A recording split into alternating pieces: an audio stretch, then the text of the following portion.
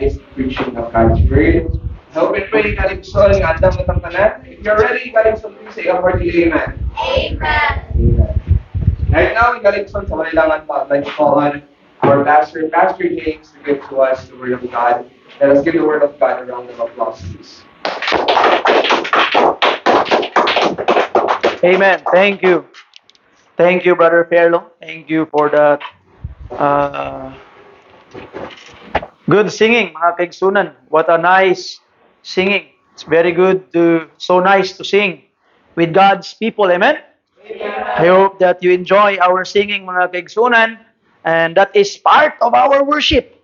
Mabitaw na nga before I was always telling everybody that when we are singing, we must all sing with all our hearts because that is part of our worship.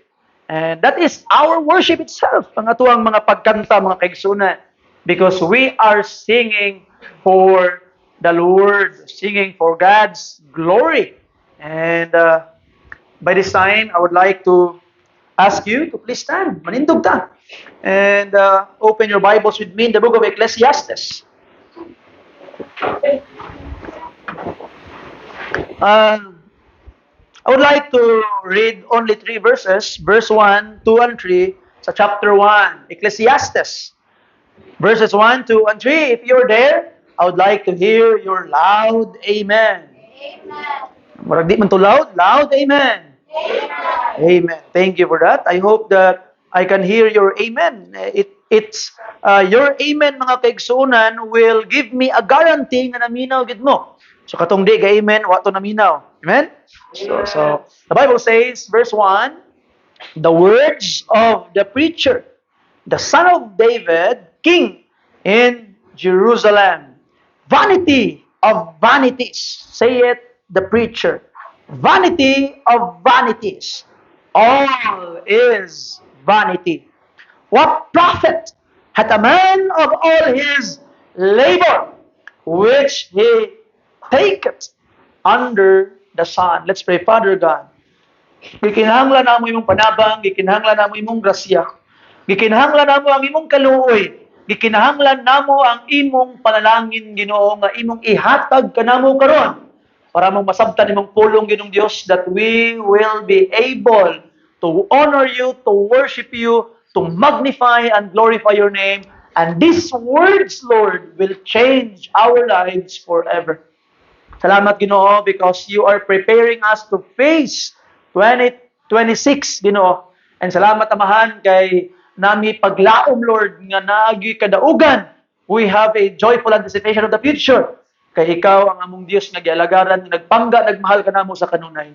Salamat, Ginoo, for the way you will answer our prayers. And thank you, Lord, for always giving us the reason to rejoice and to worship before you. In Jesus' name, Amen and Amen. Please be seated now. Paliog mang lingkod tang. Tanan. The title sa mensahe nga ato ang paghisgutan karon, mga kaigsunan, is The Pursuit of Meaning. The Pursuit of Meaning. Wagi ayo ang kinabuhi nga wa ka kabaloon sa purpose.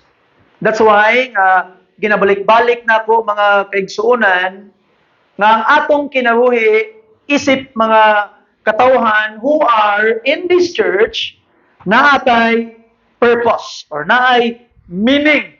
Nganong naata diri sa simbahan. And the purpose why we are in the church is for us to glorify our Father in heaven, to be like the Lord Jesus Christ, and to reach the world with the gospel through the power of the Holy Spirit. So ato makita, mga pinangga, nga mas nindot ang imong pag-adtog simbahan kay na kay purpose, na kay goal, na kay gusto makapot. No? Kabalo ka nga ginahimayan nimo ang imong Dios nga gialagaran. Kabalo ka nga na kay paingnam from point A to point B, you are being transformed to be like the Lord Jesus Christ. Og naa kay purpose nga ang ubang mga katawhan nga paingon ay pag-impierno, ma-save sila.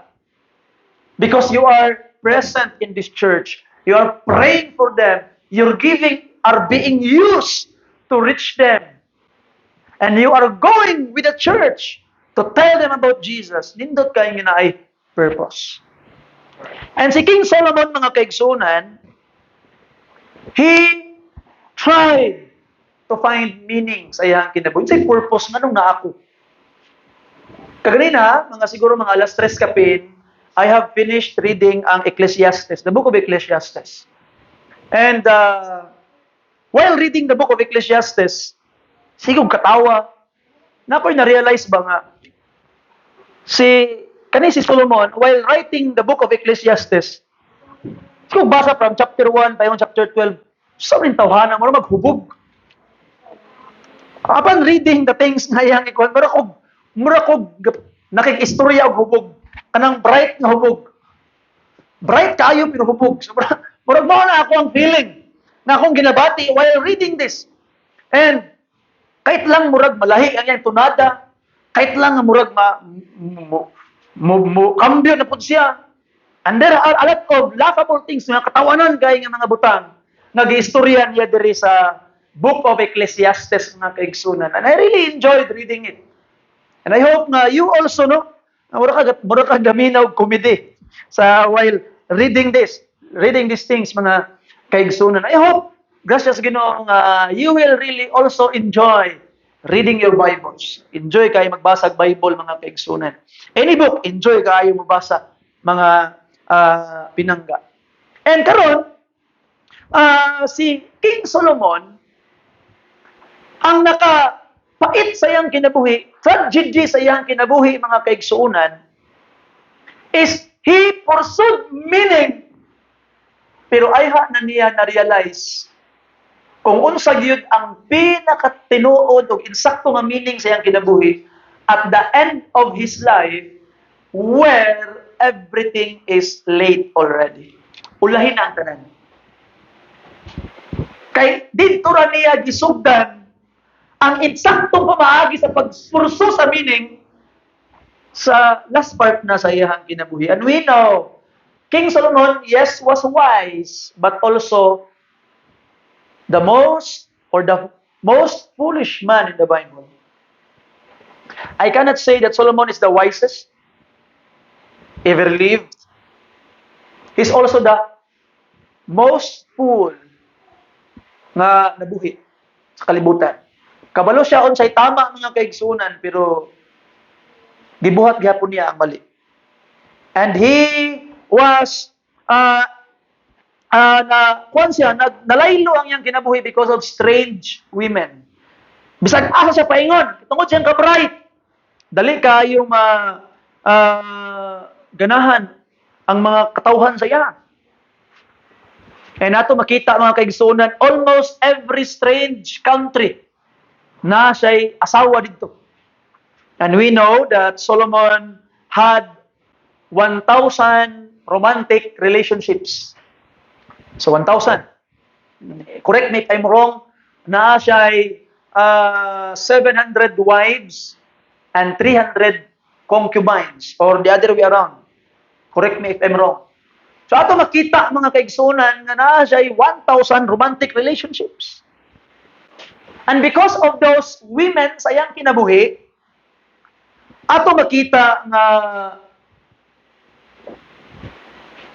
nasaag siya. Kabalo ka si Solomon, mga kaigsuunan, nakaingon gud siya sa iyang kinabuhi nga wala siya'y nakita bisan usa katarong babae, sumala pa niya. Bisan usa daw, wala. Why? Ano nakaingon man siya na tungod sa iyahang pagpabadlong, mga kaigsuunan. Tungod sa mga butang iyang gibuhat nga dili maayo. And he came to the conclusion nga wala na siya salig ni bisan kinsa. Nganuman tungod ra pod sa iyahang gitawag nga gibuhat. And there are 3 ways. Tulo ka butang, tulo ka pamaagi nga gipurso ni Solomon ang meaning sa iyang kinabuhi. And we will be talking about that. And we will try to make a survey as the time allow sa Book of Ecclesiastes. Maghutag chapter 1 karon. But the 3 ways na gipurso ni Solomon ang meaning, number 1, mga kaigsunan, he tried to find meaning, pinaagi siyang kaugalingon. Pinaagi sa iyahang pangita og kalipay sa iyang kaugalingon. Nag-study siya through knowledge, ngita siya kaalam na gipangita niya ang kalipay, mga kaigsunan, pinaagi sa women, we have mentioned already. Pleasure, kalipay, nag-inom si Solomon, naghubog-hubog si Solomon, mga kaigsunan. And he built things. He built a lot of things. Naghimo siya og swimming pool, naghimo siya og mga building, naghimo siya og orchard, nag-farming siya, na siya kaugalingon nga choir, na siya mga salugoon, babae, lalaki, daghan kayo. Pero niyang datua. He tried to find meaning. Pinagi niya. That's the first thing. Ikaduha, mga kaigsunan, kaya wala man niya nakita ang meaning sa kanabuhi o tinuod nga kalipay, pinaagi sa paghubog-hubog, pinaagi sa pagtuon, pinaagi sa pagbuhat sa mga kahilayan sa libutan, pinaagi sa pag-hold o daghang kwarta na himo siyang pinakadato sa tanan. Wala nakita ang kalipay mo na nga gitrain niya og tan-aw ang ubang tao. Gisadihan niya ang kinabuhi sa uban. Nakasalay kalipay. Unsa ang ilahang gitawag nga ginabuhat. And he tried to look at the other people to find meaning. He observed their behavior. He tried to study the wisdom of old. No, na nga nagkulikta siya og mga proverbs. Kaya nga naman, para nakabalo siya kung unsa ang meaning para sa ubang mga tao. Na-discover niya, mga kaigsunan, pagtanaw niya sa ubang tao, wa man yapoy karo. Nga naman, lagi mas nindot kung bright ka, wise ka, compared sa fool. Mas nindot ka dato ka compared sa pobre. Pero unsay pulos, yun pa niya. Dato man ka o pobre, bright man ka o bugo, gwapa man ka o subidaon, tanan mo, kamatayon mo kadulong. Mala ba niya? Mamatay tanan. And katong tao nga naghato, taning kamot pag-ayo, naghimo siya og daghang mga nindot kay nga mga butang. Dito na niya ma-acquire kung wala siya kusog. Di na niya ma-experience ang iyang gihaguan. O kadtong mga taong nisunod sa iya, dawlims. Ni dawat limpyo, sila'y nag-enjoy sa ang gihaguan. Yung panyawa, pulos ang ginabuhi. You see? So, wag pa niya nakita ang meaning sa pagtanaw sa kinabuhi sa uban. And the last part, mga kaigsunan, and he tried to find meaning. Sipyat lang niya, gilas niya ni. He tried to find meaning in God. Sa Dios.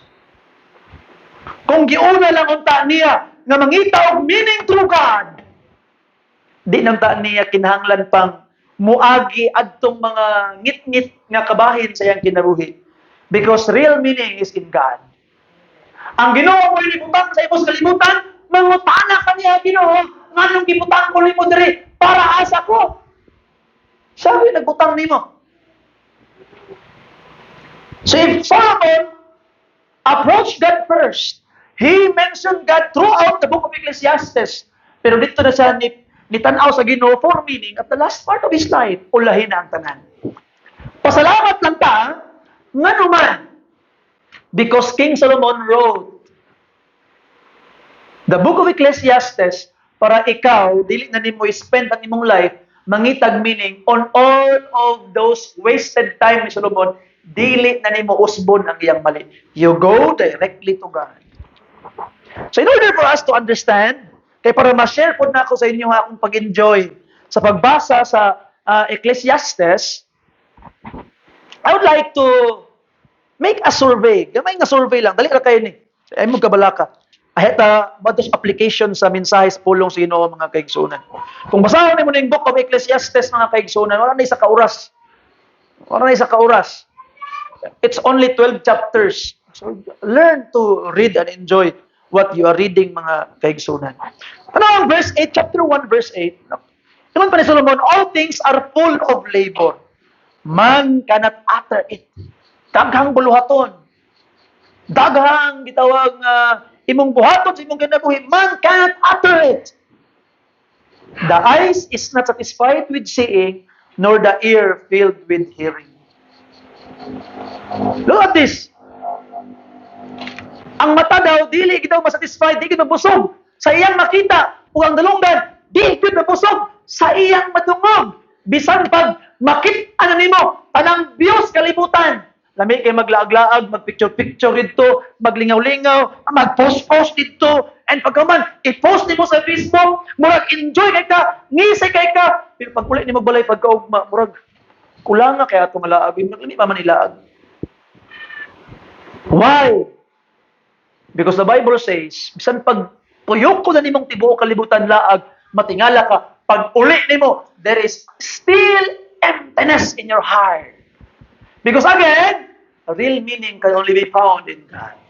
Gipaminaw na nimo ang tanang mga palihog ko sa atong miming Brad. I-close na dito. When you go out, can you please close the gate, close the door para dili masulod ato ang mga mananap, ang atong mga alaga. Okay? Kay ano? So, ato makita mga kaigsunan nga bisan pa dayog makita nga nimo tanang mga laaganan, maadtuan nimo tanang mga adtuanan. Maka-picture na ka, maka-pwede na kasanan, ma-post na nimo sa Facebook kanan. But when you go home, empty. Tanang music, tanang pastor, ibang paminaw. But you go home, nagapoy kawang. If you have not found God. Mawitaw na mga kaigsunan, when you go to nature, naglaag-laag ka, always bring God in the picture. Di lang kayo mag-picture, kakinindot kayo. Wala mo ka, Lord, salamat sa imong binuhat, Ginoo. Gwapo kay tanaw ng mga bulak, ikaw nag-design na, Ginoo. Gwapo kay mga bukid, ikaw naghimo na, Ginoo. Make it an opportunity for worship. You see? So lami unta kay tanaw na ako nagsulti tanano, pero di gyud pwede kay what time. So we will pick things na lang. To survey hon. Verse 13, look at this. And I gave my heart to seek and search out by wisdom concerning all things that are done under heaven. This sole travail hath God given to the sons of man to be exercised therewith. Verse 13. Solomon una kay di man gid niya makita pinaagi sa makit-an niya, sa mga kinayahan, sa iyang madungog, di man gid niya makita mo na nga nangita sa meaning. He tried everything just to find meaning, mga kaigsunan. Gibuhat niya tanan para makita lang ng meaning. But it is sole travail. Nga, wa kakasabot para asa ang kinabuhi. You know, again, wala na sabta ni King Solomon, though he is very wise, kung unsa ang meaning sa kinabuhi because he looked for meaning in the wrong place. He was in the wrong place. Di gini mo makitaan ang meaning in the wrong place. Mura kag nagpalit o paracetamol ni adto ka sa hardware. Mura ginana imong gibuhat. Mura ginana ang gibuhat ni King Solomon, mga kaigsuunan. You see? Mabitaw na nga ingon pa ni Solomon, verse 2 sa chapter 2, I said of laughter, it is mad. Ano part ang sigkatawa, ang kalipay, it's mad. Ano pa niya? Kung sa may mahimo ani, what do it is? Verse 3, I sought in mine heart to give myself to wine. Nagubog-ubog siya. Naginom-inom siya. Ano pa niya? Pero wag ya po'y nahitabo ang paghubog-hubog. Verse 4, I made me great works. I builded house, planted vineyard, natanom ko, kain all kinds of fruits. Verse 5, wag yapon yan kitang kalipay. You see, verse 6, I made pools. Nahimo sa swimming pool, mga resort, wag yapoy kalipay. Verse 7, I got me servants and maidens, all possessions, mga kahulugan, wag yapoy kalipay. Verse 8, I gather me silver and gold, bulawan, plata, dataw na kay siya, wag yapoy kalipay. You see? Naman pa niya sa verse 9, so I was great and increased more than all. Siya na ang pinakadato sa tanan. Ipa na, all that were before me in Jerusalem, all my wisdom remain with me. Ipa niya. Yung plus verse 10, and whatsoever mine eyes desire, tanan akong nakita, tanan akong desire, I kept not from them.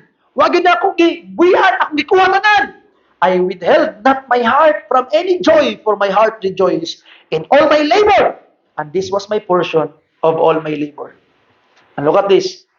Tanan niya nakitaan, tanan ko niyang gikaibugat, ang gipalitanan, tanan niyang giganahan, niyang gikuha tanan. Siguro, kita sa bako nga balay, paliton na. gwapo nga cellphone kung atong i-release panahon karon, iPhone 17 og nay iPhone 100, ako na paiton ko na. You see, kung na iPhone nga nanay refrigerator, paliton na. Tanang sakyanan, gwapo, Lamborghini ba na karon? Unsang taal sa sakyanan, na ni tanan. Palasyo na, Bulawan na. You see? Tanan na. Tanang verse 11. Then I looked on all the works that my hands had wrought, and on the labor that I had labored to do. And behold, all was what? May pulos na. Isa, dagan ako nabuhat, dako na kay akong balay, akong kwarta, pwede na ako himog swimming pool, akong kwarta, nakagog mga sulugoon, pati akong plato, kay Bulawan, kutsara, Bulawan, tanan na. Na may mga swimming pool, tanan na. May pulos na. Huwag yung kalipay. So it is a reminder for us, mga pinangga nga mga kaigsunan. Listen carefully, maybe na may mga pangandoy karon. Anuway dautan nga mangandoy ta. Pero ayaw yung ingna. Na kung nana ko'y sakinan, nana ko'y balay, nana ko'y gwapo nga income, ay ingna nga malipay na ka. And that's good to have that. I encourage you to have those things. And be a blessing to other people. Pero kung mao to ang imong purpose, nangita ka ng mga butanga para malipay ka, then you're wrong. Dito nagikan si Solomon. Kanay mo ang mga desire karon, wala na sa kumingking ni Solomon. Pero wala na malipay. Ikaw malipay ka, no? Of course not. You see? Mapa niya, way pulos tanan. Way pulos tanan. So, katong gipurso ni Solomon nga pinaagi siyang pagpaningkamot, kitry ni siyang kaugalingon, wala dahi. Dili pinaagi ana ang meaning ug ang kalipay sa kinabuhi sa tao. So there's nothing wrong walay sayop nga natay katong gibang mention ni Solomon, bala og 1% lang ato. Pero kung mao to ang imong mo na imong purpose kinabuhi karon para mag-enjoy ka, malipay na ka, sultian ni ka, nasayop gyud ka. Ay naus ba ang sayop ni Solomon? Wala dito ang meaning. Wala dito ang meaning. And the second part sa pagpamita og meaning ni Solomon is katong iyang gi-observe niya, di pa niya makita siyang kaugalingong ibang build. Tanaw na sa ubang tao, sa ilang kinabuhi. Tanaw na ko ilang kinabuhi. Wala pa ni Solomon. Now, tanaw ni mga kaigsunan, verse 15, chapter 2. Then said I in my heart, as it happened to the fool, so it happened even to me. Ang nahitabo sa buang-buang, nahitabo po sa ako. And why was I then more wise? Kung sa'y pulos nga mas bright po niya. Nga ang nahitabo po na ako. So, Solomon. Verse 16. For there is no remembrance of the wise more than of the fool forever. Seeing that which now is in the days to come shall all be for what? Nalimtan ang mga bugo, nalimtan po ang mga bride. Mas may paganito usahay itong mga badlungon, kinatumduman pa nimo. No? Munang ingon pa sa mga angkol. Pangumangkon. Bahalag di ka ma-honor, basta ay lang yung libang sa classroom. Kaya nalimtan ng first honor, pero ang nakalibang, di ka malimtan. So, mabay smala nila. So, ato makita mga kaigsunan. Piting paita. Yung pa niya, verse 16. For there is no remembrance of the wise more than the fool forever. Seeing that which now is in the days to come shall all be forgotten. And how dieth the wise man? As the fool. Sa unsa gamaagi namatay ang bride? So sama ras buang. Himala bang Solomon. And because of this, verse 17, therefore I hated life. Wagi pulos kinabuhi. Verse 18, yea, I hated all my labor, which I had taken under the sun, because I should leave it unto the man that shall be after me. And who knoweth whether he shall be wise man or a fool, yet shall have rule over all my labor wherein I have labored, and where I have shewed myself wise under the sun. This is also vanity. May pulos, ikon pa niya. Verse 21, for there is a man whose labor is in wisdom, and in knowledge, and in equity. Yet to a man that hath no labor, therein shall he leave it for his portion. This also is vanity and great evil. So wala pa niya. Alam pa niya, okay, pulos. Grabe akong kahago. Grabe akong pagpapok og kwarta, paghimo ani ang mga building. Dahil sa lugon, unya pagkahuman ako rang ibilin sa taong masunod na ako. Unya ako kabalo og tarong pa rin tawhana o dili. Even though that person is his son, simpre hamon niya ibilin siyang anak. Pero ana siya, okay, pulos. Okay, ayos. Paano bang Solomon? Di na ako ma-enjoy tanan akong gihaguan, akong ibilin. Muna, kabalo ko sa yung conclusion. Yung conclusion, verse 24. There is nothing better for a man than that he should what? Eat and drink, and that he should make his soul enjoy good in his labor. This also I saw, that it was what? From the hand of God. 25. For who can eat, or who else can hasten hereunto more than I? Okay?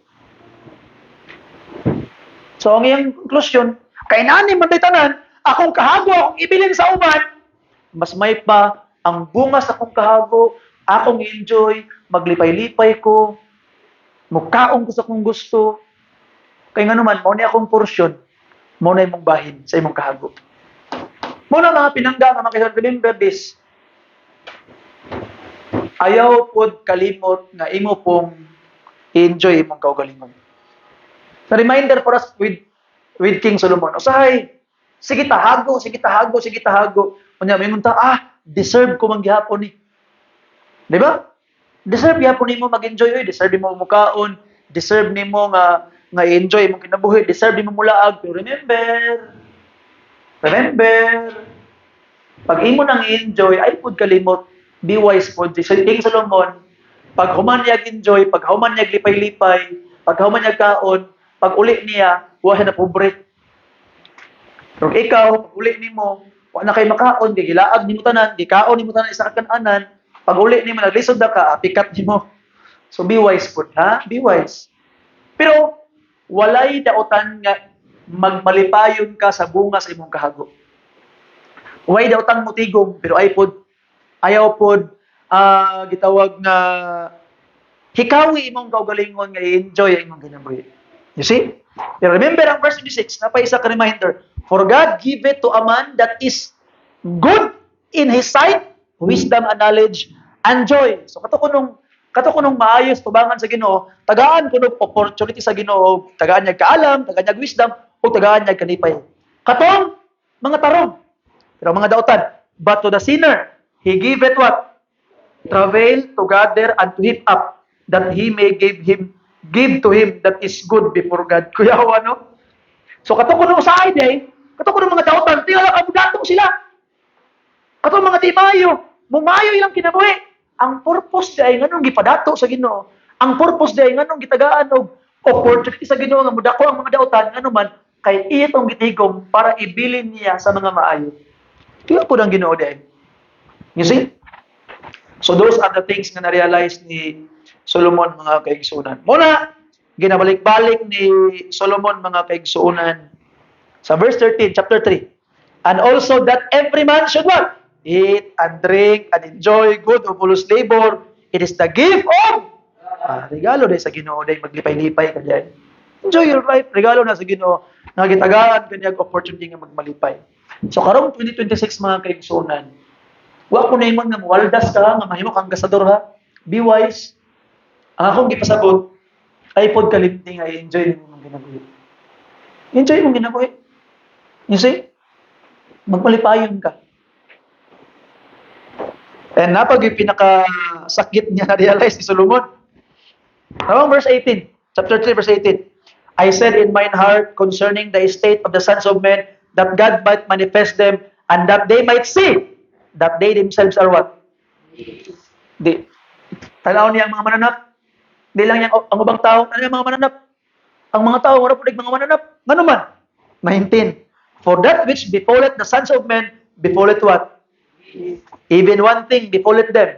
As the one diet, so diet the other. Yea, they have all one breath, so that a man hath no preeminence above the beast. For all is vanity, all go unto one place, all are of dust, and all turn to dust again. And dito, wherefore I perceive. Tungod ani. Why kalahian? Tanawang mananap, mamatay ako ba mamatay? Wa ko'y kalahian sa mananap. So na, murag nahubog na kayo Solomon naning panahon na. Di lang kayo bang tao yang kitanaw. Kitanaw niya mananap. Tanaw na sa mga mananap. Mamatay man sila, ako mamatay. Wala di kalahian. Muna, ang na pong conclusion, verse 22. Wherefore I perceive that there is nothing better, wagi ayo, than that a man should what? Rejoice in his own works, for that is his portion. For who shall bring him to see what shall be after him? Wa man ta kabalo si may tabos ugma. Ingon pa ni Solomon, wa man ta kabalo man may tabos ugma. Nagtigom ba karon na taga na kagwata, nagtigom na kasi mong bangko. Sure ka mabuhi pa ka ugma? Sure ka nga katoy imong gitigom sa bangko, ma-enjoy pa to nimo? Di na. Ingon pa Solomon, wagi ayo. Mas may pa nga mag-enjoy ta. Ingon pa Solomon. You see that? Pero ito, tanawon og sakto ba niya? Ipagbuhat ha? Kahinubog ni Solomon siguro. Okay? Remember, ayaw mo kalimot ng kaigsunan, when you read something in the Bible, dili tanang verse sa Bible nga imo yung i-apply dito sa kinabuhi. Remember, ang context, Solomon is making an experiment. Eksperimento niyang gibuhat. You see? Does it mean, muni akong buhaton? No. Eksperimento ang iyang gibuhat. Now, verse chapter 4, ito tanawon mga kaigsunan. Verse 1, so I returned and considered all the oppression that are done under the sun. And behold, the tears of such as we were oppressed, and they had no comforter. And on the side their oppressor there was power, but they had no comforter. Kuyawa, no? Kinahanglan dahil ito i-comfort ang gi-oppress. Kinahanglan po ito i-comfort ang oppressor. Wherefore I praise the dead. Verse 2. Wherefore I praise the dead, which are already dead, more than the living, which are yet alive. Yea, better is it that both they, which hath not yet been, who hath not seen the evil work that is under the sun. Sumala pa niya.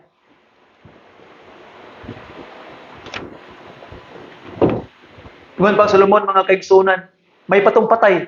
Kaya di niya makita ang mga kagubot sa kalibutan. Hangtot na ibog na sa patay. May pangpatay. Kaya ang patay, di niya makita ang kagubot, ang kasakit sa kalibutan, ang mga sakit, ang mga pag-antos. Di niya makita. Mas may pangpatay. Wala pang Solomon. Panawa, imo makita yung paghinubog ani karon. Yan nato makita mga kaigsunan, verse 4, again I considered all trouble and every right word, that for this a man is envied of his neighbor. Kung pa niya, kung maghimo kag maayo, maningkamot ka, mudato ka, ang imong silingan maibog sa imo. You see that? Maibog imong silingan sa imo. Verse 6, tanawan niya. Better is a handful with quietness than both the hands full with travail and vexation of spirit. In other words, may pananggamay ra imong kwarta. Nga malinawon ka. Kasi daghang ka kwarta, daghang ka kaibog. Kuyawan, sino mo, no? Nagpadato siya ganina. Karon, galipog na siya kay daghang nagkakasuko niya kay dato siya. Ikapoy na po siya sa pagkadato. Mas may pa daw kupre. Iwa pa'y samok. Kaysa daghang kwarta nga daghang kaibog, daghang samok sa malat ng Solomon.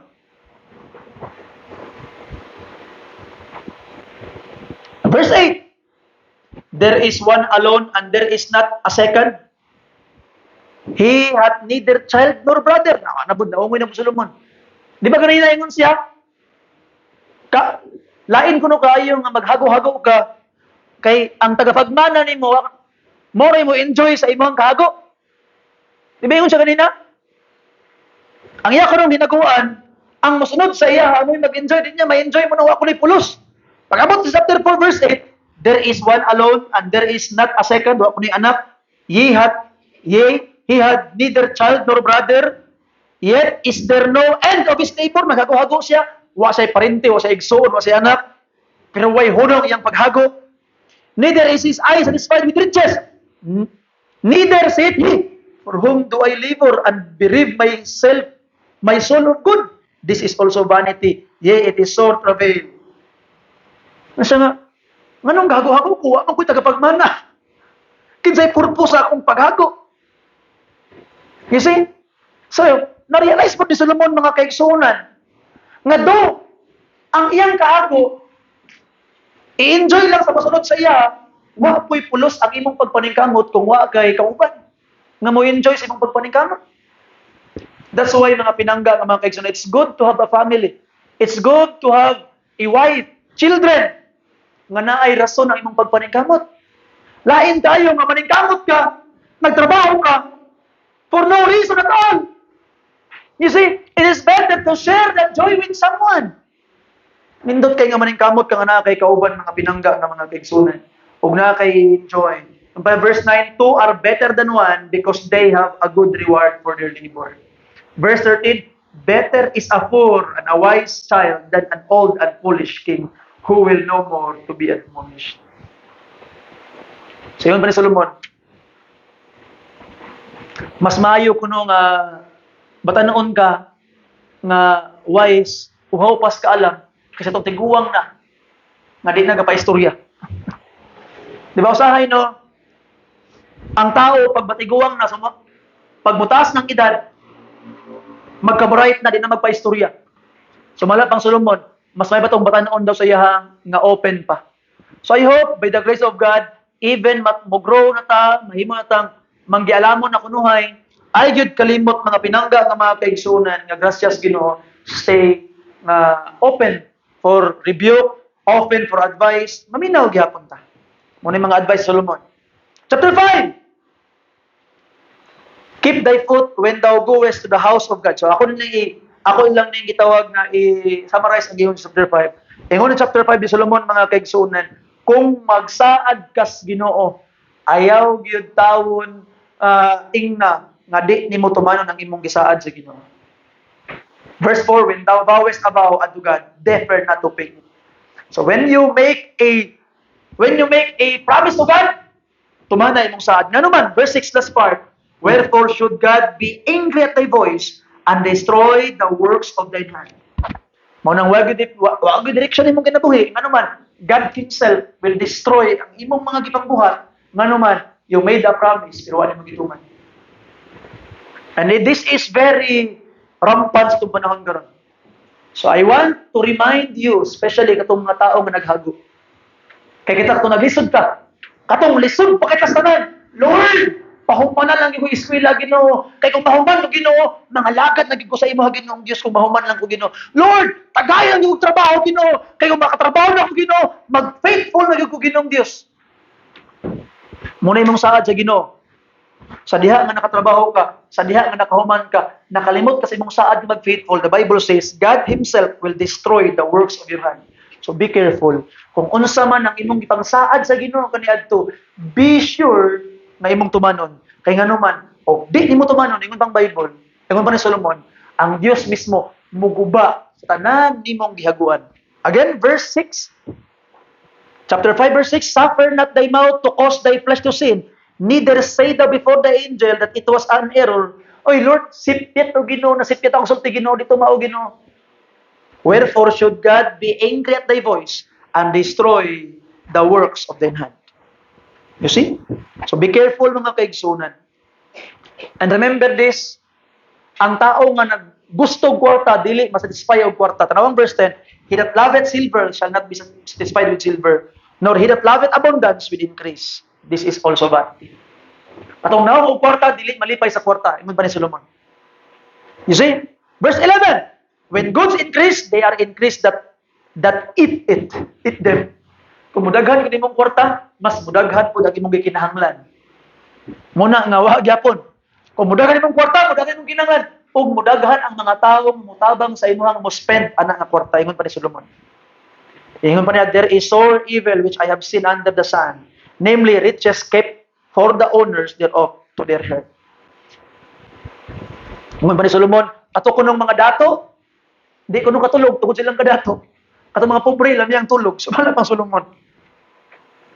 You see? So sa iyang conclusion gyapon, verse 18. Behold, that which I have seen, it is good and comely for one to eat and to drink, and to enjoy the good of all this labor that taketh under the sun all the days of his life, which God giveth him, for it is his portion.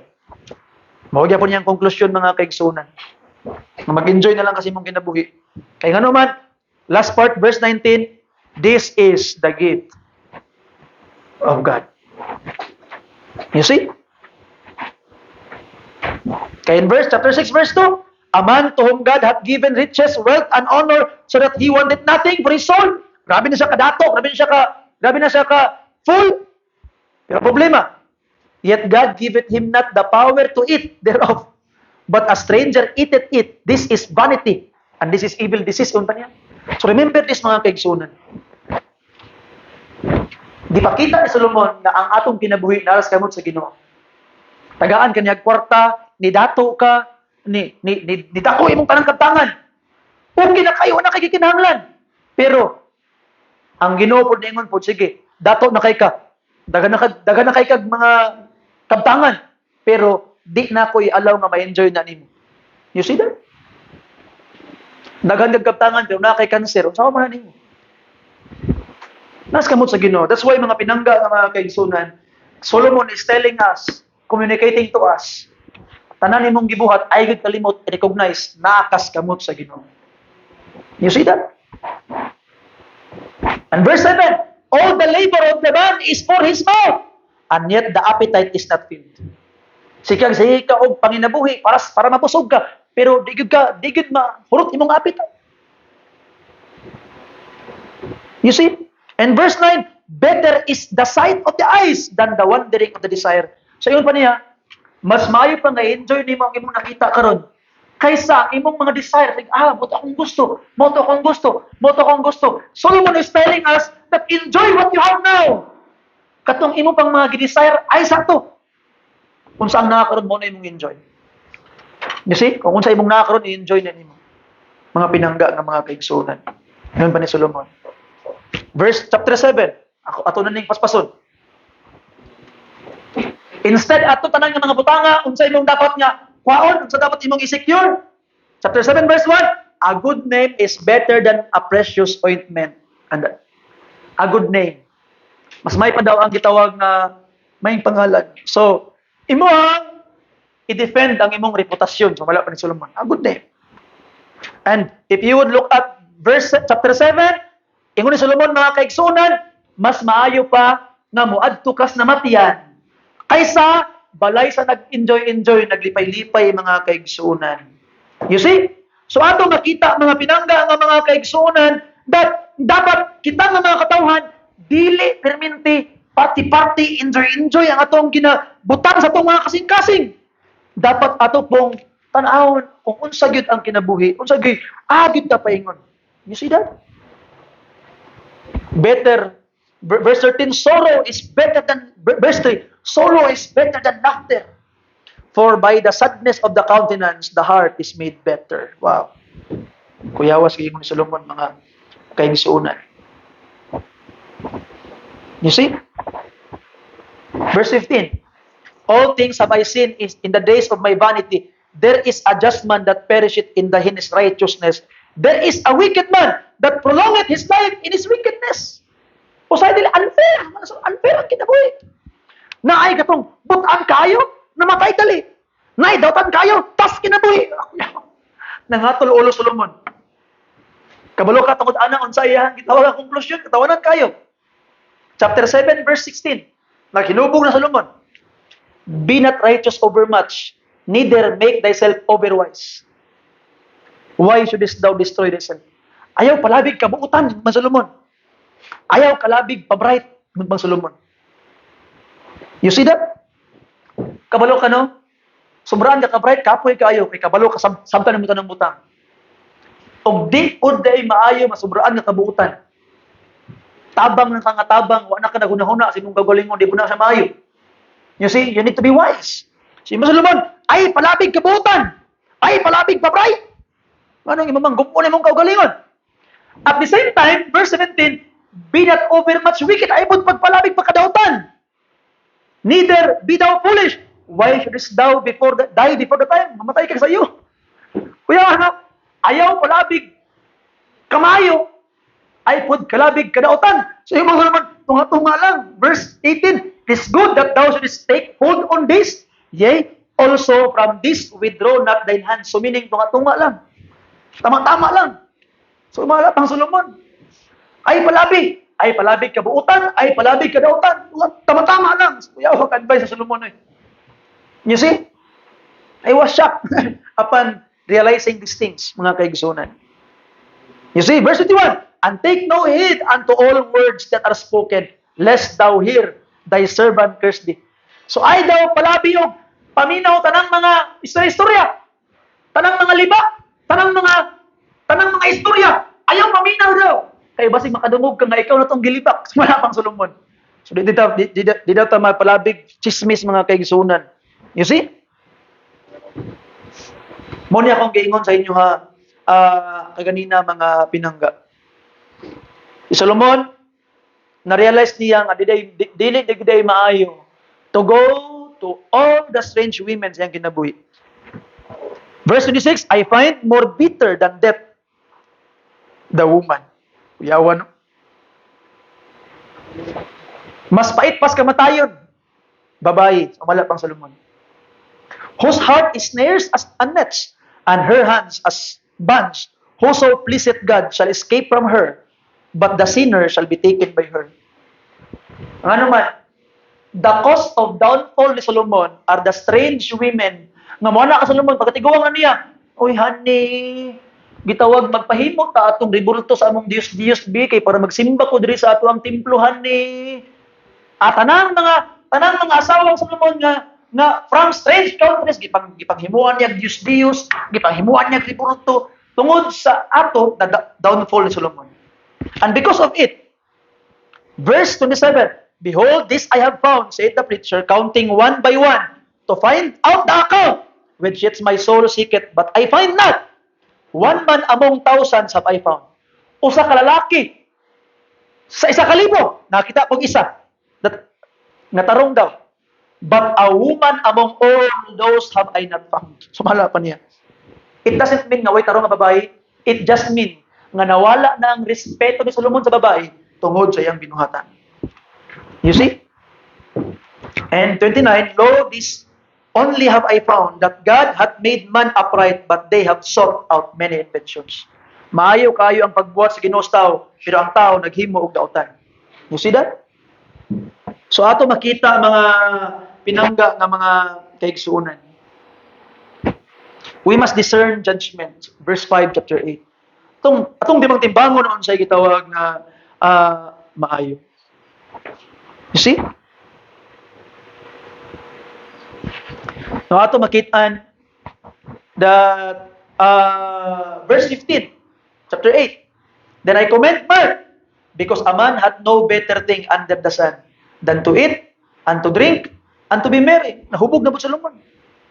Sa chapter 7, ingon siya, mas maipang dito ka sa namatian kaysa maglipay-lipay. Pero sa verse 15, chapter 8, I commend mirth. Maglipay-lipay ta. Kay mura niya itong bahin. Ilalom sa adlaw. Ano, di ba? Libog si Solomon. It was an experiment. Munang kaingon kong hubog mo Solomon siguro pagsulot, ani? See? Chapter 9. Look at this mga kaigsunan. This is an evil among, verse 3, among all things that are done under the sun, that there is one event unto all. Yea, also the heart of the sons of men is full of evil, and madness is in their heart, while they live, after that they go to the dead. For to him that is joined to all the living, there is hope, for a living dog is better than the dead lion. Kuya, ano, nabaril na pangutok ni Solomon. Kung sa imo niya ganina, mas maayo itong mga nangamatay, kay di nila makita ang kasakit. Pero karon, luoy kay mga nangamatay, kay walay pag-asa. Kung sabi Solomon, naghinubog ka. You see? Good. So, unsa na po dayang gingon conclusion? Verse 7, go thy way, eat thy bread with joy, and drink thy wine with a merry heart, for God now accepted thy works. Verse 9, live joyfully with thy wife, whom thou lovest all the days of thy life of thy vanity, which hath given thee under the sun, all the days of thy vanity, for that is thy portion in this life, in thy labor thou takest under the sun. Whatsoever thy hand findeth to do it with thy mind. For there is no work, nor device, nor knowledge, nor wisdom in the grave. So kung samtang di pa ka ang imong nakitaan nga buluhaton, enjoy daw. Now kabalo ka, there is a secret ni Solomon. Kung unsa man kuno imong trabaho, enjoy imong trabaho. Usahay, may mga tao nga maingon, oy, kumusta man? Gatrabaho, playo karon lagi, ay, kapoy na kaayo. Oh, nganong gapaday na makagtrabaho nga kapoy naman di kahit kaayo ninong trabaho. Kabalo ka no, 4 ka tuig, 5 ka bulan, 3 ka semana, 3 ka adlaw. Usa man na? Mao na ang akong hulaton, mag-retire na gyud ko. Dili man na trabaho, mura makagpiniriso, murag sentensya ba? Naghulat na lang kaaya ka makagawas. Mao na ang miserable imong kinabuhi. You are thinking that your job is a prison. Higa like son, look for a job that you will enjoy. Ikalipay imong trabaho. Enjoy your job, mga pinangga nga mga kaigsunan. You see? Samtang naa pa na i-enjoy mo na yung Solomon. Para dili miserable imong kinabuhi, i-enjoy imong pamilya, i-enjoy imong trabaho. That's a good advice mga kaigsunan. You see, I hope you would enjoy your life, enjoy your family, and enjoy whatsoever job na angko nimo mga kaigsunan. Verse 15. Sa verse 15 o verse hangtod sa verse 18 mga kaigsunan chapter 9. Ako lang i-summarize. Bisan pag unsa nimo kabray kung pobre ka di paminawon imong tingog. Bisan pag unsa pa nimo kabray kung pobre ka di paminawon imong tingog. Kaya nga naman usahay ang atong kabray nara diri wala sa buhat. So ang giingon ni Solomon mga kaigsunan, dapat bright ka na tayagi. You see? Tayagi. Do something. And chapter 10 verse 1, dead flies cause the ointment of the apothecary to send forth a stinking savor. Gamay lang nga sipyat. San pag unsa pa nimo ka maayo kinabuhi, malimtan ang tanan. Kay ang isa lang kalangaw nga patay, masagol sa perfume, manimaho ng perfume. Sumala pa ni Solomon mga kaigsunan. Verse 8, he that diggeth a pit shall fall into it. Maghimo kag sipyat, maghimo kag bangag, mahulog ka sa imong bangag. See that? So ato makita mga kaigsunan, no? Kani pong pagpanglibak, yung ni Solomon, likay. Verse 10, curse not the king, no, not in thy thoughts, and curse not the rich in thy bed chamber, for a bird of the air shall carry the voice, and that which hath wings shall tell the matter. Ay good, libaka ang imong hari, or kinsa imong boss, kinsa head sa imong, bisan pagtualan ka sa imong kwarto. Kay nga naman, basing nailanggam nga musulti sa imong boss, mabawaan ka. You see that? So keep those things within you. Ni Solomon mga kaigsunan. Chapter 11. Mahimo ta matinabangon, cast thy bread upon the waters, for thou shalt find it after many days. Sabi ni ani, mahimo ka matinabangon. Kung naa kay imo, hala tabang si bisan kinsa, tabangi ang mga tao. And it will go back to you, man pa ni Solomon. Verse 7, give a portion to 7, and also to 8, for thou knowest not what evil shall be upon the earth. So meaning invest. Make an investment. Man pa ni Solomon mga kaigsunan. He that observeth the wind shall not sow, and he that regardeth the cloud shall not ay pag tinapulan. Sige lantaw sa langit, sige lantaw sa yani. Wa kay mabuhat. Buhatanan mga kaigsunan. In verse 6, in the morning sow thy seed, and in the evening withhold not thine hand, for thou knowest not whether shall prosper. So, tanom og daghang klase, invest sa daghang klase nga naman. Mga kabalo kung unsa ang mulampos, unsa ang dili. Muna yung giingon ni Solomon mga kaigsunan. Verse 9 to verse 10, rejoice samtang bata pa ka. Ikalipay ang imong kinabuhi, pero ayaw kalimot nga mga tubang kas Ginoo sa hukmanan. And verse 12, chapter 12 verse 1, karong batan-on pa ka, remember thy Creator. Hinumdumi ang imong gitawag na magbubuhat. Samtang naa pa kay kusog, kay moabot ang panahon nga wa na kay kusog, wa na kay mabuhat para sa Ginoo. Sumala pa ni King Solomon mga kaigsunan. You see? Until you will be going back to the grave. So those are the things nga mga tambag ni Solomon, mga pinangga nga mga kaigsunan. Og wa na nakita ang meaning ato. He did not find meaning. Naglibog siya. And lastly, he tried God. Verse 13, last part. Let us hear the conclusion of the whole matter. Fear God and keep His commandment, for this is the whole duty of man. For God shall bring every work into judgment with every secret thing, whether it be good or whether it be evil. Tanang mga sekretong butang, mahibawan ragyapon niya. Tanan nimong mga binuhatan, pag-abot sa judgment, na idako kay nga screen. I-flash sa Ginoo dito, ano yung binuhatan? Wa kay sekretong matago mga kaigsunan. That's why repent now. Dapat mahadlok tas Ginoo kay kabalo sa tanan. And ato makita diri, sayang lang. I will close. Sayang lang. Kabalo kang ano? After all of those experiment ni Solomon, ang lang yung conclusion is to fear God and keep the commandment. That is the whole duty of man. Mo lang to iha. Ano to's right? Kadluki ang Ginoo sa imong kinabuhi karon. Kaysa may nakabalo. Kung gusto kag purpose, every one of us natay lahi-lahi nga mga purpose ingna ang Ginoo Lord. Ikaw ay nagbutang sa ako diri Ginoo para asa ko Ginoo. Unsay gamit nako Ginoo? Gamit ako and I hope you will focus those three things atong purpose sa church. Glorify God the Father. Be like Christ and reach the world. Put your life in that. Invest your life in that. Makaangkong yung tinuod niya purpose. You see? Pero sa tuwang panahon karon, we have greater purpose. Solomon want the meaning of life. But the light himself came to us, Jesus Christ. Mulan to'y kulang ni Solomon, mga kaigsunan. Ang motivation ni Solomon kaniadto is fear. Nidagan ko. Kay nanuan, nahadlo ko. Nibuhan ko, kay nahadlo ko. Sainan ka, i-judge ka, kabalo ang ginutanan mong sekreto.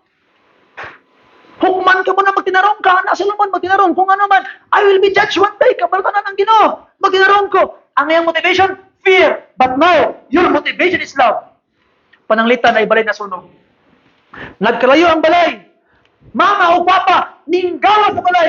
Nga naman, nahadlok, masunog, hadlok, mamatay. Pero pagkataon-taon, si mama o si papa, nibalik sa balay nga nagkalayo. Nga naman, unsay hinungdan nga makaya ni mama o ni papa nga magbalik sa balay sa kalayo tungod sa gugma kay nabilin ng iyang anak. Andam siya nga mabalik kay tungod sa gugma. Igsuon ang motivation sa Solomon kahadlok. Mabuhat ko hadlok ko sa Ginoo ay hukman ko niya sa ilan ka. Tanan nimong binuhat i-plus sa Ginoo sa imong dagway mo na binuhatan no. Wa ka nag-repent, wa ka na ipasaylo. Pero karon mga kaigsunan, because of the Lord Jesus Christ, natay higher reason nganong gagbuhata, nganong maningkamuta, nganong mag-serve kas 2026 tungod kay hadlok kas Ginoo. Tungod kay higugma kas Ginoo. Amen? You see that? We have the higher reason. Because we are accepted. Si Solomon kaniadto mga kaigsunan, he don't know if he is accepted or not. But now we know that we are accepted by God because the Lord Jesus Christ died for us. We have a higher purpose. Gugma. Again, katong magtiayon, mugawa sa balay kay sunog, hadlok sila. Pero tungod sa gugma, mabalik sila. Higher motivation. Ikaw igsoon, around 2026, I hope by the grace of God. Grace of God. Nganong musimba ka? Itungod sa hadlok. Ay, mahadlok kong pastor. Kaya basayon niya, walihan kong pastor. Stricto rabas pastor karon. Basayon niya, o kaning inani, mauni-mauna. No. Not because of that. But because you love God. Higher reason, higher motivation. So I hope, mga pinangga nga mga kaigsunan karon, you come to God and find meaning. You know, di na kinahanglan nga mahimo patang perfect. Kabalo ka, ako ang trace ang awang kinabuhi sa akong family ba. Asa man ang mga panahon nga pinakamalipayon mi o nag-enjoy mi. Nako na-realize mga kaigsunan. Sometimes gusto na to nga mahimutang perfect. Pero kabalo ka, ang pinaka-memorable nga panahon katong mga imperfect kaayo nga mga panahon. You see? Magtapok-tapok kung magsuod. Unsa man ang inyong pinakamadumduman? Katubang mga perfect na mga butang inyong istoryahan, no? Di ba? Ang inyong madumduman ng mga tawa mo karon, katong imong ate, gikulata sa imong mama, katong imong manghod, gikusi sa imong mama, katong imong manghod, nakautot, nagkatawa. You see? Katong nilupad ang pustiso sa imong mama siya, nangasaba siya. You see? Katong gitawag na panahon nga paglungag nimo nasunog, nasuko kay mama wa may gibalon. Katong imong madumduman. O katong inyong katawaan karon. Katong mga imperfect na mga panghitabo sa tong kinabuhi. And here we are seeking to be perfect. That's why we miss the real joy of life. So mga ito makita mga binanggang ng mga kaigsunan. Kung gusto yung tinuod nga kalipay, sometimes mamang good to ato ang definition of perfection good. Nga matarong ta. Ngay nani mauna. But how about the definition of God? So kung gusto ka ma-experience nimo ang tinuod nga kalipay, tinuod nga meaning, I encourage you tonight to kneel down. Ug ingna ang Ginoo, Lord, ikaw may nagbutang sa ako diri Ginoo. Para sa ko, Lord. Para unsa niya akong ginabuhi Ginoo? Unsa akong purpose, Lord? And when God reveal your purpose, I hope, gracias Ginoo, kupti gito. And tumana. Maybe some of you karon gitawag nga magpastor. Mahigala kupti na. Pagpastor. Kasi gusto na ka magsugod full-time diri simbahan karon, ay dawaton di ka. Maningkamot ta nga matagaan kagalawan sa semana. You will be full-time in the ministry. Then go. Maybe some of you wanted to do something great for God. Then do it. And higala, remember this, there is no such thing as full-time Christian and part-time Christian. Wala. Giilad data na. You see? Remember this, even in your job, you can serve God there. Full-time Christian, yapon ka dito. Maestra ka, full-time Christian ka. Engineer ka, full-time Christian ka. Empleyado ka, full-time Christian ka. You are a Christian there. You see, walay part-time o full-time Christian. We are all full-time Christians. Workers of God. You see? Maybe your calling is to be teacher. Your calling is to be a doctor. Your calling is to be an empleyado. Higala, serve God there. Basta kaing na lang ang Ginoo, Lord, kung sa'y purpose na ko, para asa ko, Ginoo. Maybe you are a mother who will raise the next Charles Spurgeon. Raise the next D.L. Moody. Ask the Lord, Lord, what is my purpose? I challenge you now. Kay bagong tuig biya taron. Ask Lord, ikaw ay nagbutang sa ako diri para asa ko, Ginoo. Palihog ni tanan. Let us pray. Father God, salamat Ginoo sa imong kayo. I pray that you'd bless and empower these people. Ligon namin Ginoong Diyos. Give us purpose, Lord, reason anong nagkinabuhi mi amahan. And Lord, may all those things that Solomon concluded, Lord, amo pong ma-apply Ginoo. O ang tanang mga sayop ni Solomon, Ginoong Diyos, nga nakita karon Lord, tabangin mi nga di na naman mausap.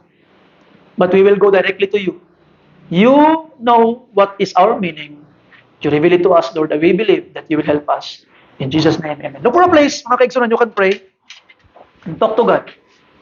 Find meaning through talking to God, mga kaigsunan.